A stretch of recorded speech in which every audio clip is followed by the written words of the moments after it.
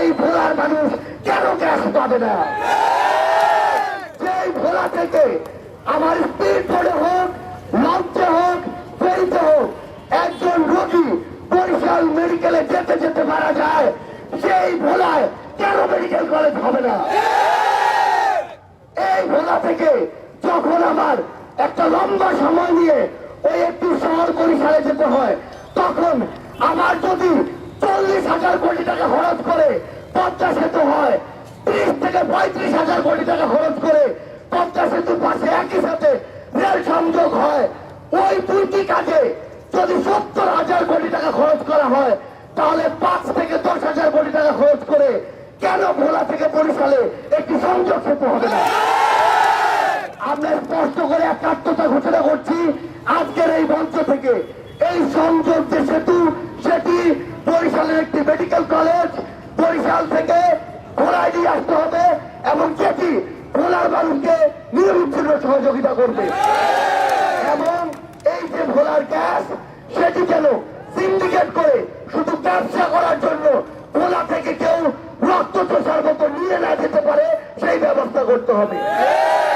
আমার এই ভোলার সহযোদ্ধারা আমাদেরকে বলেছে, যারা আমার এই জসিম ভাই সহ আমার অসংখ্য ভাইকে রক্তাক্ত করেছে তাদেরকে বিচারের আওতায় নিয়ে আসতে হবে।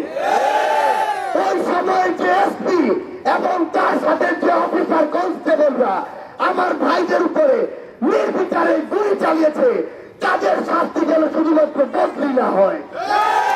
আমার ভোলার সহযোদ্ধারা আমাদেরকে বলেছে, এই বাংলাদেশে এতদিন ধরে এই যে অরাজকতা চলেছে, এই যে চাঁদাবাজি সিন্ডিকেট চলেছে, এগুলোর বিরুদ্ধে গিয়ে এই যে বিভিন্ন শ্রেণীর মানুষকে বিভিন্ন ভাবে সেবা দেওয়া হয়েছে, কাউকে স্যার বলেছে, কারোর সাথে তাসের মতো ব্যবহার করেছে, এই বৈষম্য বাংলাদেশ থেকে দূর করতে হবে। আমাদের মনে হয়েছে যে এতদিন আমরা এই বাংলাদেশের রাজনীতিতে এমন একটি ধারা দেখেছি, যেই ধারায় শুধুমাত্র যখন ভোটের প্রয়োজন হতো তখনই অনেকে জননেতা সেজে জনগণের কাছে আসতো, কিন্তু বিগত 16 বছরে খুনি হাসিনা সেই ভোটের প্রয়োজনীয়তাও রাখেননি। তাই কোন নেতাকে জনগণের কাছে আসতে হয়নি। কিন্তু আমরা মনে করি এই অভ্যুত্থানে আমরা ঐক্যবদ্ধ ভাবে হাতে হাত রেখে কাঁধে কাঁধ মিলিয়ে লড়াই করে স্বৈরাচারী খুনি হাসিনাকে দেশ ছাড়া করেছি। আমরা ঐক্যবদ্ধ ভাবে এদেশের প্রাচীন বিরোধী সকল দলের মতের ধর্মের বয়সের শ্রেণীর মানুষ একসাথে লড়াই করেছি। তাই এটা আমাদের দায়বদ্ধতা, এই দেশের প্রত্যেকটি প্রান্তে, হোক কোন দ্বীপ, হোক কোন একটি দেশের সর্বশেষের জেলা, সেখানে গিয়ে সেই জেলার সাধারণ মানুষের কথা শোনা এবং সে অনুযায়ী আগামীর বাংলাদেশের কাজগুলো করা আমাদের সবচেয়ে বড় দায়িত্ব।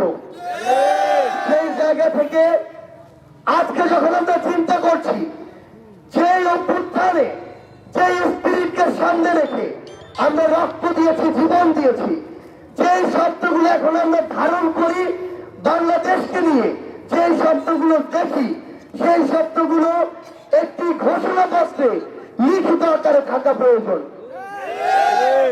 আমরা মনে করি ওই ঢাকা শহর থেকে দূরত্ব কখনো প্রায়োরিটি নির্ধারণ করতে পারে না। প্রায়োরিটি নির্ধারণ করবে কার কতটুকু ত্যাগ আছে। সেই ত্যাগে প্রথম সারির বাংলাদেশের একটি জেলা হচ্ছে বীরের জেলা এই ভোলা।